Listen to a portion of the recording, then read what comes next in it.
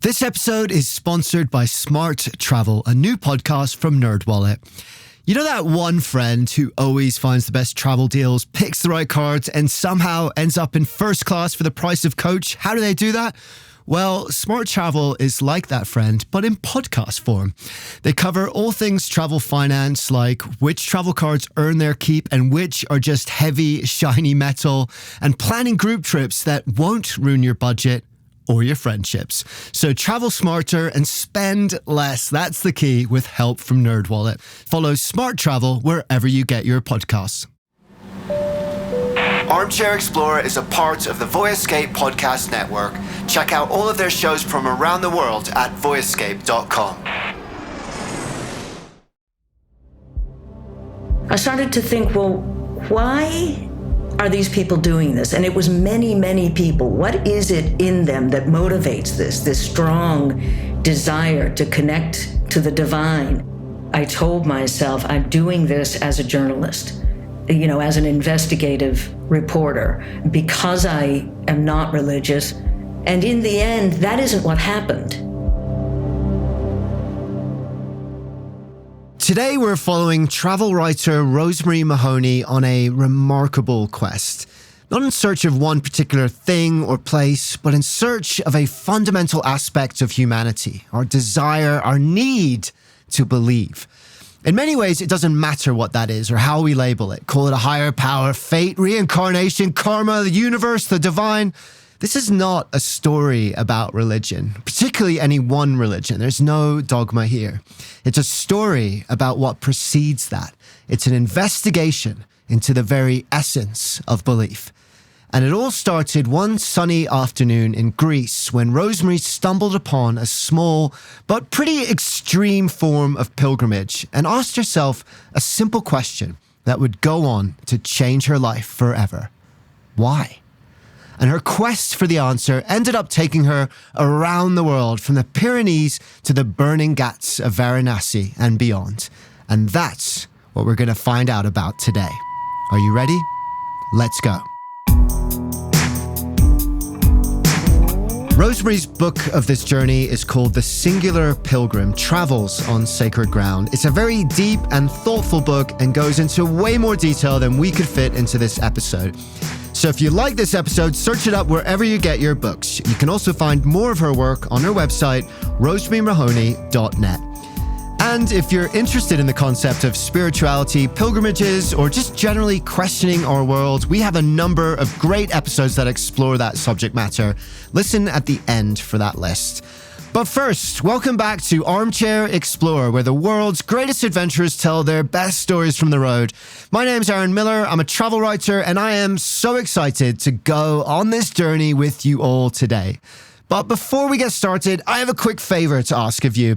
It makes such a huge difference to us when you subscribe to the show, so please hit that follow button. And if you can, please leave that glowing 5-star review. Follow us on social at Armchair Explorer Podcast, or simply tell a friend who you think needs some escape and adventure in their life.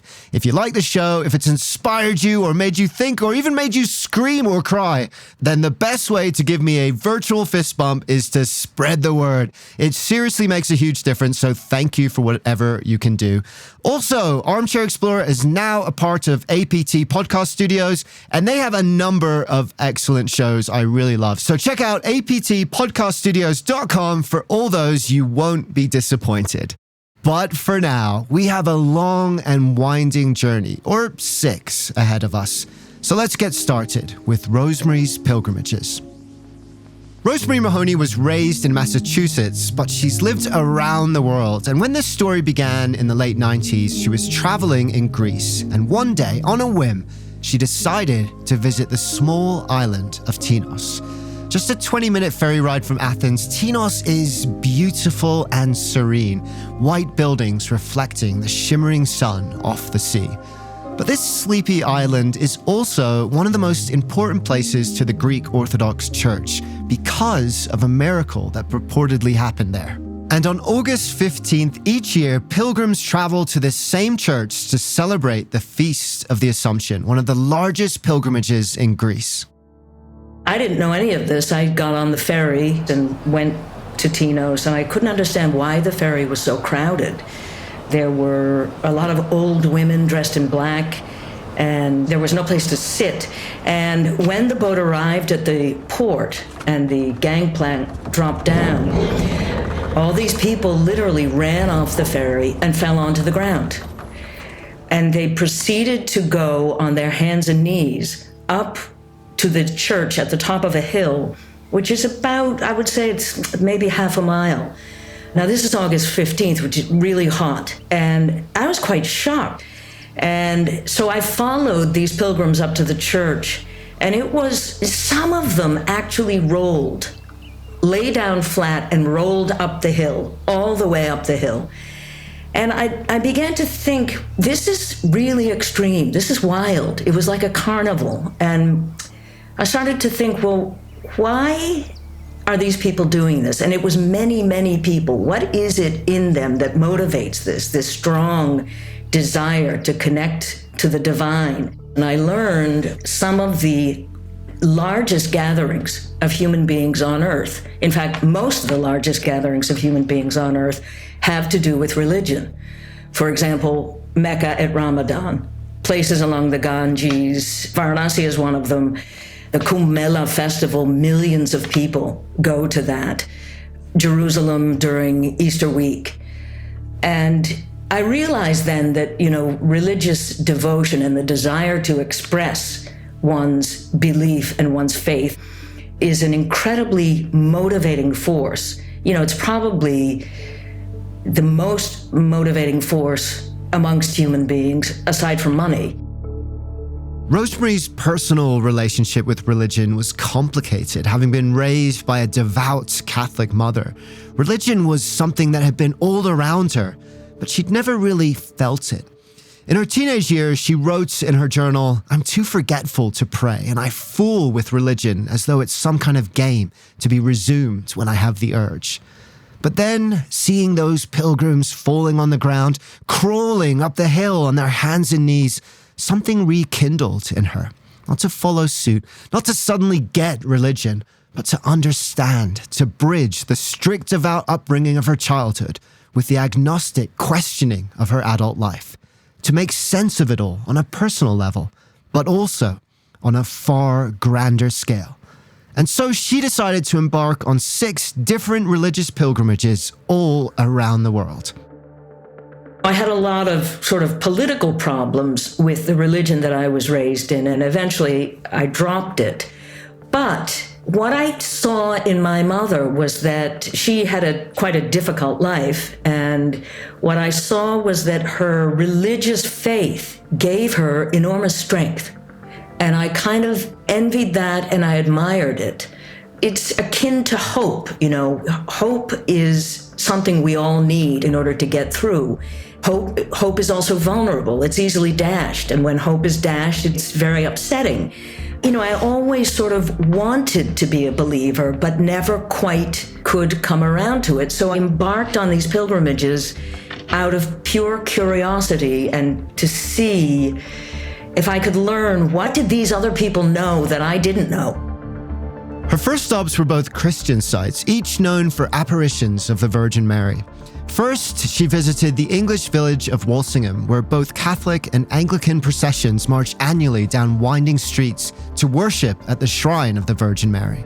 Then she visited the French town of Lourdes, where an unassuming cave grotto draws thousands of Christian pilgrims each year to bathe in its holy waters. But what she witnessed didn't feel particularly holy. It felt intensely human. In Walsingham, Protestants swarmed the parades, protesting the idolatry and the worship of Mary. Even in Lourdes, terse attendants ushered pilgrims in and out of tubs of holy water with cold, efficient, mechanical precision. Neither place held the same spark she'd witnessed that day in Tinos. It was time to try something different. And so while her first 2 pilgrimages had dealt with intense religiosity and idolatry, she wanted to find a pilgrimage that embodied pure humanity. One of the things that inspired me to do this was that after I saw the pilgrimage at the island of Tinos in the Cycladic Islands, I read Chaucer's Canterbury Tales. It's about pilgrims who go to Canterbury, and they come from all over the UK. And it's so human, the adventures that people have and the bawdiness of it, and people having sex and people cheating each other and just trying to make a buck. It's fantastic. And that's what I found particularly with the walk to Santiago. It's like a big party. The Camino de Santiago, also known as the Way of St. James, is a network of pathways leading to the Cathedral of Santiago de Compostela in northern Spain, where it is rumored that the remains of St. James are buried. The Camino ends in Compostela, but it begins in several places. The most popular route begins in southern France, but pilgrims journey on foot as many as 1,500 kilometers to reach the shrine. This promised to be a different sort of pilgrimage, not just one site to visit or one event to witness, but an entire process to undertake. The promise you make when you get your pilgrim's passport is that you will never take a ride, that you promise to walk the whole way, and that at each stop there are now refugios where it's like a hostel where you can spend the night, and some are in ancient monasteries, some are in just people's houses, and whoever gets there first at the end of the day gets a bed. And usually it's a bunch of pilgrims sleeping in the same room on little cots.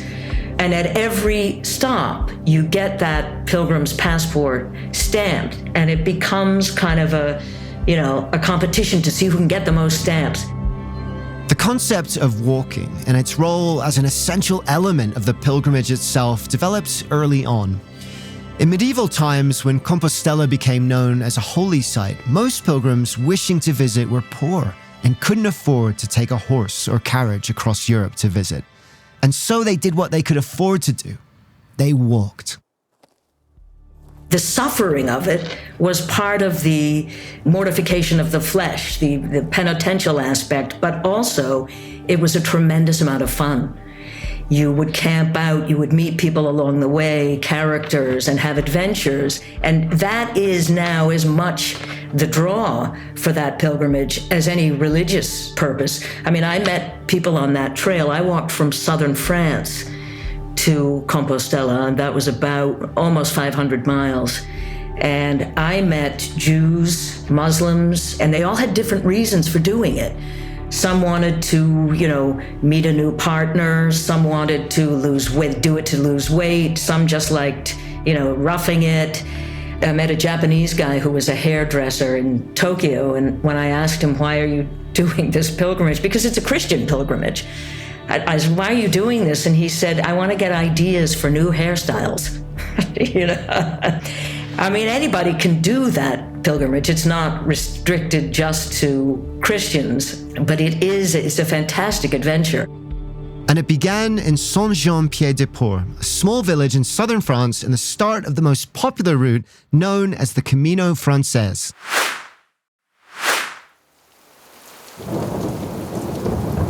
The morning I set off, it was terribly rainy, and I didn't have much with me. I realized that as compared to other pilgrims, I was carrying very little. I had a couple of pairs of underwear that I could wash at night and hope they were dry in the morning. And I had a tent and a little sleeping pad. So I set off in the rain, following the path. I was totally soaked. It was raining incredibly heavily. The Pyrenees are, a deep forest. And I was climbing up the side of a valley. And I was going along a road, and I came to a gas station. And I went into the gas station, and I said, I don't suppose you have any umbrellas for sale? And he said, no. And so I went outside, and there happened to be an open umbrella just lying sort of on the pavement outside the gas station. And I said, is that your umbrella? And he said, no, it isn't. So I sat down and I waited to see if anybody would come back and take it. And finally, I got impatient and I just thought, oh, fuck it, just take it. So I started off my pilgrimage to Holy Santiago by stealing an umbrella. Rosemary quickly fell into a rhythm. In the darkness of each pre-dawn morning, the hostels became a flurry of activity as the earliest risers stuffed their sleeping bags into their backpacks and zipped up their windbreakers. By the time the sun was beating down on their faces, they'd hiked for miles. Rosemary began to remember familiar faces along the way. She met a French traveler who was passionate about honeybees and another who loved glass blowing. She trekked through pouring rain and enjoyed blue sky days. She writes, "The earth was the rich brown of chocolate cake, and there were olive trees and apple trees and pear trees heavy with fruit. And the air and the blackberry bushes were full of yellow butterflies." She often became lost, and every time she was prodded in the right direction, usually by a group of elderly Spanish women waving and gesticulating in the right direction with their canes, until eventually she crossed into the winemaking regions of northern Spain. Here, fountains and town squares literally ran red with fresh wine, and vineyard workers handed freshly plucked grapes directly to the pilgrims as they passed. Going over the highest point, it actually snowed. And it was really quite beautiful. And then from that point, you can look down, and at a great distance, you could see the sea. And it was fabulous. And the weather was very variable. You'd have rain one day and beautiful sun the next day. And the walnut trees, the walnuts were ripe, so you could pick fresh walnuts along the way. And I mean, at that time, it still struck me, northern Spain still struck me as very rural. We did have to go through a couple of small cities, but it was kind of idyllic at that time. And then, of course, I remember arriving in Santiago and the celebration, and how I went to this hostel. I think it was now a disused hospital. And I remember arriving at about 4:00 in the afternoon, and just lying down on the bed with my boots still on and falling into a heavy sleep, and then getting up and going out and having dinner with some people I had met way back in Pamplona. There was also a lot of drinking at night in the hostels.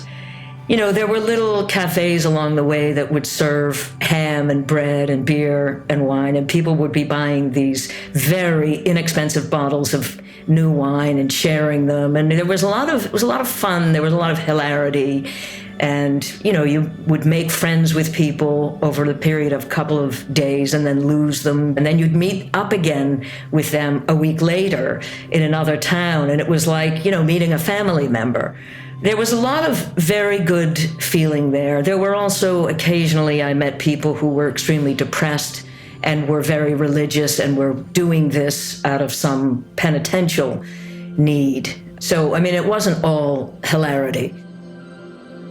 Rosemary pushed herself hard. She only had a month to complete the Camino, so she walked about 21 miles a day at an intense pace. It was grueling, rewarding, and at the end, surprisingly emotional too. It wasn't terribly religious in aspect until I came to the end, where the pilgrims who have arrived that day attend a mass, and everybody's tired and in pain. And there's a mass ceremony in which the names of the pilgrims who arrived that day are read out loud, and they're from all over the world. And when I heard my name, Rosemary Mahoney, New York, walked from Saint-Jean-Pied-de-Port, it was very moving. It was a very communal feeling. Some people cheat. They take the bus, they take a taxi, you know. I didn't. I vowed, as a journalist, I said, I'm not going to cheat. I have to do this the way it's supposed to be done. From struggling through rains and stealing umbrellas, working through debilitating shin splints, laughing and talking, and fighting and making amends, she was finally done. Next on her list was perhaps the most famous religious site in existence, the source of several major religions, including the two largest in the world, the Holy Land in Israel. One of the most beautiful places I have ever been is Lake Kinneret, which is the Sea of Galilee. It isn't really a sea, it's a desert lake, like you'd see in Nevada. Extremely beautiful, this place. And when I did the trip across the lake, there was nobody else on the lake, just a couple of fishermen. To say I rode across the Sea of Galilee, that sounds like a great feat. It wasn't. It's a lake. It took me, 5 or 6 hours to get across it. There was no wind, very calm. And I camped out on a beach on the other side below the Golan Heights. But one thing that happened when I was rowing across was that suddenly these I think they were Israeli Air Force fighter jets, flew in formation very low over the water. You know what that's like when you hear those jets and they absolutely scream across the sky, and it was scary. There was a lot of strife that I witnessed in these holy places. Then the Muslims conflicting with the Christians and conflicting with the Jews. The Church of the Holy Sepulchre in Jerusalem, I was amazed at what was going on there. It was just before the millennium, and the 5 different religions who have shrines in that church were fighting over who would be allowed to hold the key to the door. Serious fighting. And I went to Bethlehem, very close to New Year's Eve, 1999. Yasser Arafat happened to be in a mosque in Bethlehem, speaking he was in the mosque, and I think he was speaking with a loudspeaker, and the mosque was surrounded by military with assault weapons. And at the same time, a lot of Christians were going to the Christian church there. I had actually intended to camp out in a field in Bethlehem, but it was so tense and stressful, I was afraid. I was afraid there would be a terrorist attack. And I witnessed that in several places. If Walsingham, with its religious clashes over idol worship, felt tense, Israel was on another level. Rosemary's mother, devoutly Catholic, had always emphasized that religion for her was about the learnings, the wisdom, and the way it inspired your life. Faith was a form of personal serenity, hope, and even love. But here in the so-called Holy Land, what she saw was the opposite. Since 1987, more than 14,000 lives have been lost to the Israel-Palestine conflict. Belief here is a battleground, fighter jets and machine guns at what are supposedly the most sacred sites on Earth. And so for her 5th pilgrimage, she sought out another part of the world, a place that, while incredibly religious, was built on a completely different system of belief.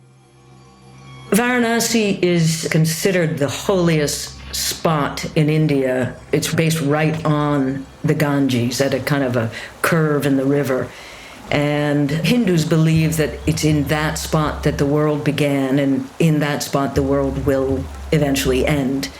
And they also believe that the Ganges, that mythologically, the origin of the Ganges came from the sky, and with such force that it would kill us all if Shiva didn't filter it through his matted hair.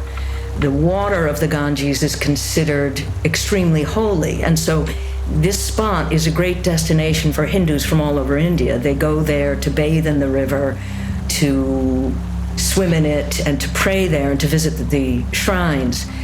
The city, it's a very low city, and they're all along the river. I think there are 12 Ghats. These are basically piers with stairs, many stairs that lead down to the edge of the river.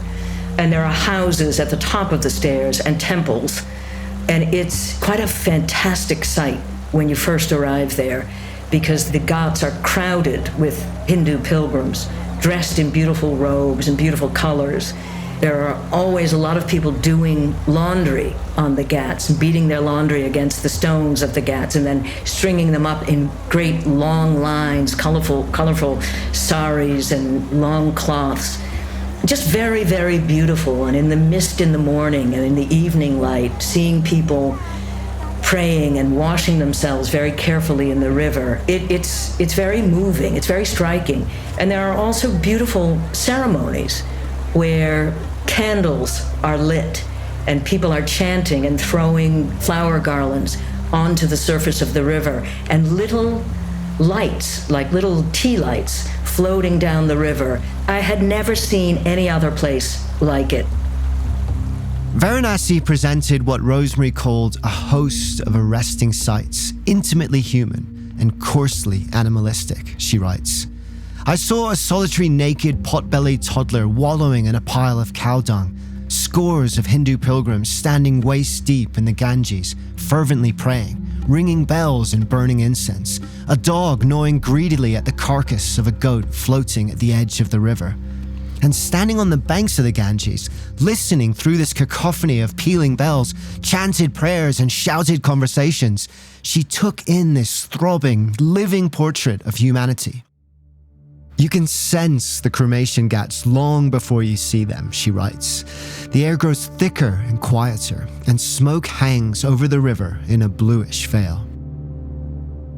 It's one of the few places in the world where you can witness actual human cremations on bonfires. A lot of Hindus from around India go to Varanasi expressly to die, because it's believed that if you die in Varanasi and you're cremated there, you are released from the pattern of reincarnation. You never have to be reincarnated again. And so Hindus go there to die, and the world's tourists go there to watch them doing it. I felt very self-conscious watching these cremations at the cremation ghat. It's a very moving experience. You see the families, they have to buy the wood, and the wood is expensive. So the wealthier families can afford to do a full cremation, and they hire attendants to take care of it. Less wealthy people can't afford as much wood, so they settle for having their loved one half cremated, and then what remains is actually thrown into the river. And the very poor people just don't do a cremation at all. They actually throw the dead human bodies directly into the river. And people were drinking it because, it's an honor to drink the Ganges water in that place and to swim in it and to bathe in it. And I saw people bathing with the carcasses of dead water buffalo floating by, and even pieces of human remains. Rosemary's guide at the cremation ghat explained that the fires at Varanasi were said to have been lit during the time when the gods themselves walked on earth. Today, prime ministers in New Delhi are often cremated with flames imported from Varanasi, and thousands of other people go to great lengths to bring their loved ones to these pyres. But Rosemary found it difficult to focus. She writes, "It was something I had never seen before. It was something I'd never imagined I would see. It was spectacular and unnerving, and the raw reality of it momentarily overwhelmed its history and meaning." The ceremony I found very moving. Only men are allowed at the cremation ghats because the idea is that the sound of crying will bring the human soul back to earth, which you don't want. I remember seeing a family with two sons, probably in their 20s. The men shave their heads out of respect for the dead, and they dress all in white. And they light the fire with a torch, and then they sit by and they watch the body burn. It is said that when the body is burning, when the heat gets very intense, that's when the soul is released into the afterlife. And I remember seeing one of these young men crying and trying not to cry. And it struck me as very moving, but I also felt very self-conscious sitting there among other tourists, a lot of people taking photos, and it seemed to me that this was a little bit ghoulish. As she watched, she wondered whether the Hindu mourners around her shared a similar unease with the subject, but she suspected they didn't. In the West, we flinch at the idea of death, cringing from it in fear, preferring to look the other way and deny it until we draw our last breath. The sickly and elderly are cast aside, confined to sterile hospital rooms and nursing homes. Our entire culture is geared towards looking younger and delaying death. It's a way of sanitizing it. But, Rosemary believes, in doing that, we lose something important too. But here, with the crackling flames illuminating the skulls of the deceased, there is no room for euphemisms. The thing about Varanasi is there's a lot of death and poverty, and there are, at least when I was there were lepers in the streets and a lot of visible suffering and filth. But at the same time, it's incredibly beautiful. And I ended up loving it, though at first I found it a bit shocking. Seeing one leper pushing another legless leper in a wheelbarrow down the street, or another leper who had no arms going on his hands and the stumps of his arms down the street, very cheerfully. A lot of cheerfulness among these clearly suffering people. I mean, there's a mood there of sort of acceptance. I think a lot of it is precisely the religious belief. This life is just one step on the way to nirvana. Suffer through it and you'll get on to the next thing. It is a belief in a next life. We suffer the way all human beings suffer. We suffer pain, because of illness and various things. But I think we suffer that sort of spiritual disconnection. And I think what the important thing is, in a place like Varanasi, people are constantly thinking about their spirituality, constantly thinking about the brevity of life and what does life really mean. The more developed countries, we're very attached to material objects, houses and cars and, technology. And it ends up being a bit hollow. There's a practice that Buddhists do. I think every morning when you wake up, you should think, this may be the day that I die. And once you realize that you could die today, all these material things and the struggle for wealth become far less important. Rosemary was beginning to understand a different kind of spirituality than the dogmatic one her Catholic school had taught her, or the pseudo-spirituality of materialism so rampant in the United States and the West. This other form of belief, this almost corporeal spirituality, instead derived its meaning from mindfulness, the practice of intentionally inhabiting the body and the mind in each moment, and in contrasting each moment with the ever-ticking clock of mortality, each moment became elevated and significant. Her final pilgrimage would push her even further into her own bodily awareness. This was the seriously and distinctly non-touristy St. Patrick's pilgrimage. It takes place on an island in Loch Derg in County Donegal, very, very, very small island that kind of looks from a distance like Ellis Island, a tiny island with institutional buildings on it and a church, really small. And you get there by boat. It takes, 10 minutes to get there by boat. It is believed that it was a monastery that was founded by St. Patrick in the late 5th, early 6th century. And nobody knows whether that's actually true, but it was a place where monks went to fast and to pray and to punish their bodies in penitence. And then in medieval times, apparently there was a cave on this island that was said to be, when you went into it, you would have the experience of what purgatory was like. It was actually like going in and dying. And some people would have their funeral rites delivered before they went into the cave, and they would see visions and come out as if they had been resurrected. And in modern times, it's a pilgrimage that basically you go there for 3 days and 2 nights. And the moment you arrive, you take off your shoes. And you are required to go barefoot for the whole 3 days that you're there. And you're not allowed to sleep for the first 24 hours. And you must spend the entire 24 hours circling the island at various little shrines and patterns, praying the whole time that you're there. The Our Father, the Hail Mary, and the Apostles' Creed, over and over and over again. You have to stand in front of a cross and cross yourself a certain number of times. And there's a required number of prayers that you have to do to succeed at this. And it can be very cold and rainy. You're not allowed to eat anything, except for once a day they give you oat rusks and coffee or tea. And that's it.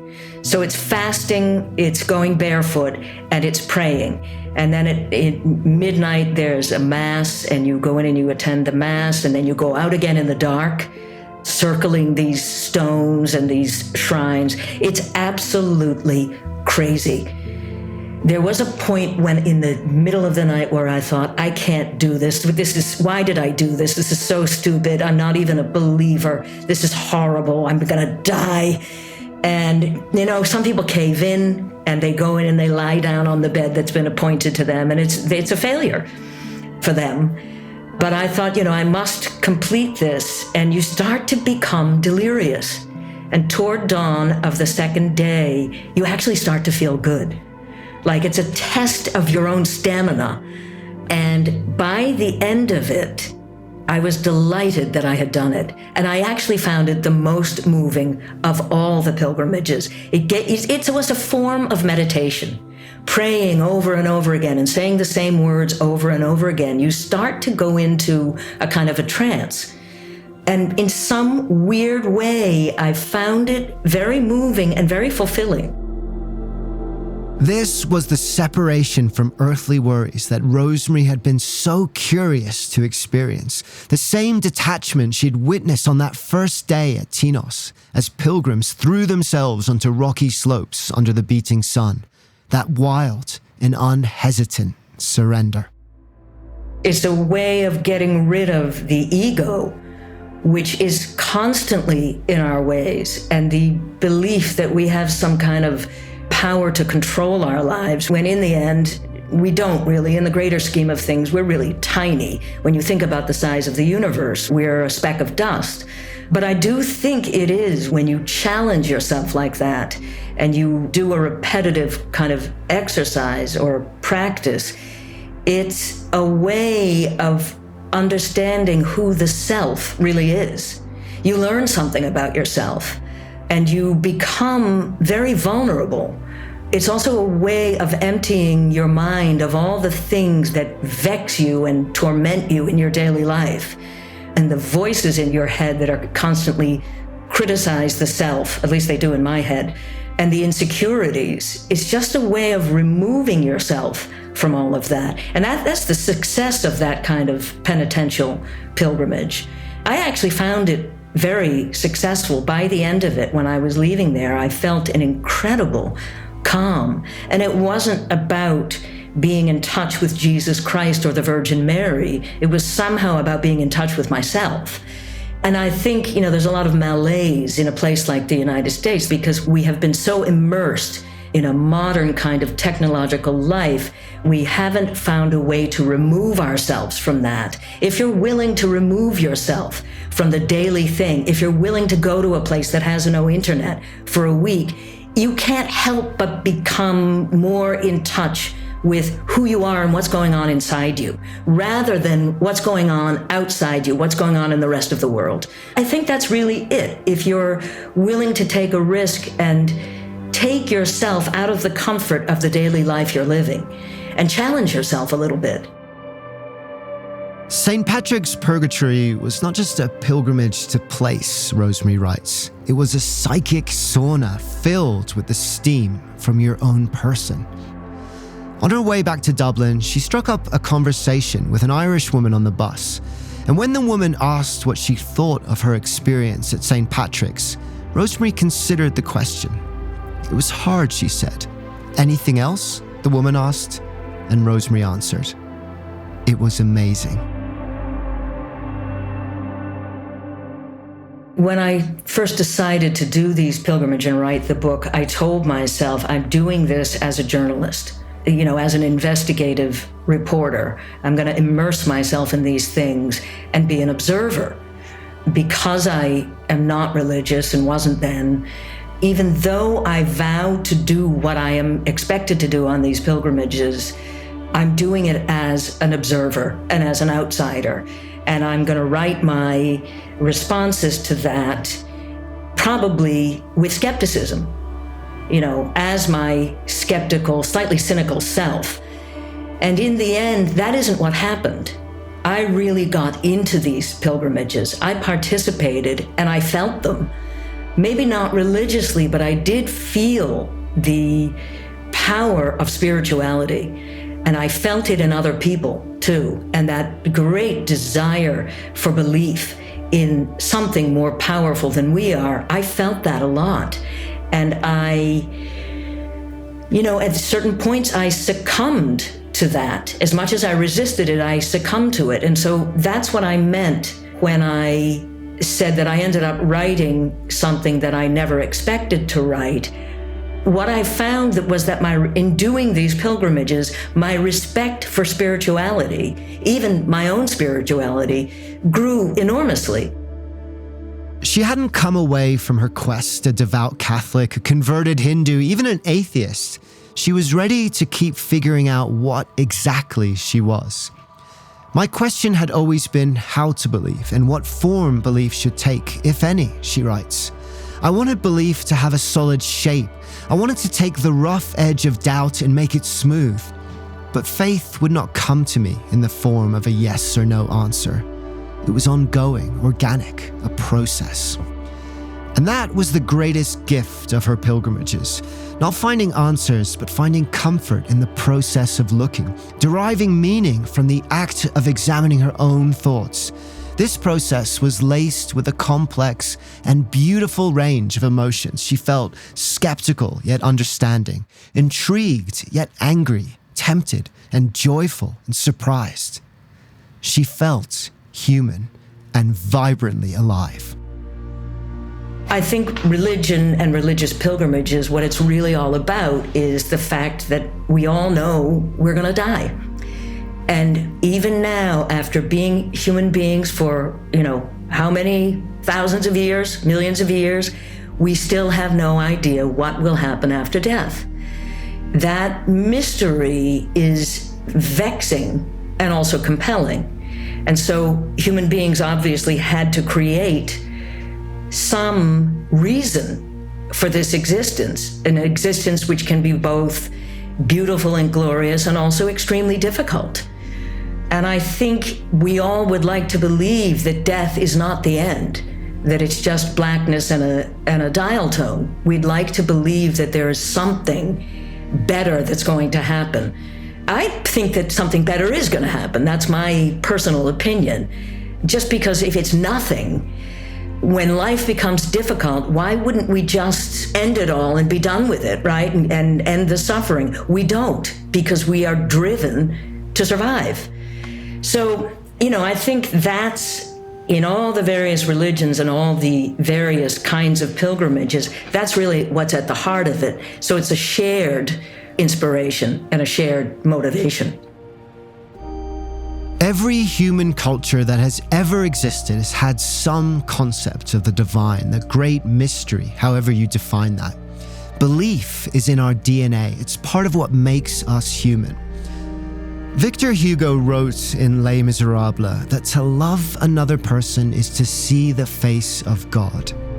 And perhaps that is what sits at the core of belief. The desire not to feel alone in this universe, whether that's through a connection to a higher power or simply to the other human beings around us.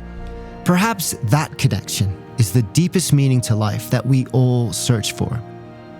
Or maybe it's something else entirely. We all have to define it for ourselves. Belief is active. Spirituality, like pilgrimage, is found in the act of seeking itself. Thank you so much to Rosemary Mahoney for sharing her incredibly thoughtful reflections with us. This is not an easy subject to discuss, and she does it with poise and intelligence and grace. Find her at rosemarymahoney.net and find her book, The Singular Pilgrim, wherever you find books. She's a fantastic writer, and there is so much to this immensely complex subject and stories that we didn't have time to explore. So I highly recommend picking up a copy, especially from your local bookstore. And if you did enjoy this episode and want to explore some similar ones, check out our episode on trekking Japan's grueling 750-mile Shikoku pilgrimage with writer Paul Barak. We also did an episode with Ginny Reddy about her experience undertaking a 5-day solo vision quest, alone and disconnected from the world, on a remote mountaintop in the Pyrenees. It's pretty cool. And finally, check out The Last Dance of the San Bushman. This is one of my favorite episodes, where the filmmaker Ben Cole witnessed and documented ancient musical rituals of a group of San elders in the Kalahari Desert. So thank you so much for listening, and don't forget to share this show with your friends. Connect with us on Instagram and Facebook at Armchair-Explorer Podcast, and follow us on your favorite podcast platform. It just takes a moment, and it really does a huge favor that enables us to keep producing this show for you. And don't forget to visit aptpodcaststudios.com for more on their shows as well. So until next time, keep asking the universe why. Keep defining things for yourself. Keep seeking. And don't be afraid to stare life and death right in the face. Because the more we look for wonder in the world, the more the wonder of the world becomes a part of who we are. Dare to be truly alive. This episode was produced by Armchair Productions. Find our other shows at armchair-productions.com. Armchair Explorer is a part of APT Podcast Studios. Our theme music was written by the artist Sweet Chap. Jenny Allison wrote and co-produced the show along with me, and Charles Tyree did the audio editing and sound design. I'm Aaron Miller. Thanks for listening. I'll see you next time.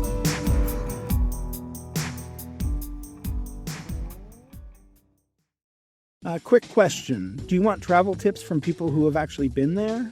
Our show is co-hosted by Tim Johnson, an award-winning travel journalist who's been to more than 145 countries around the world.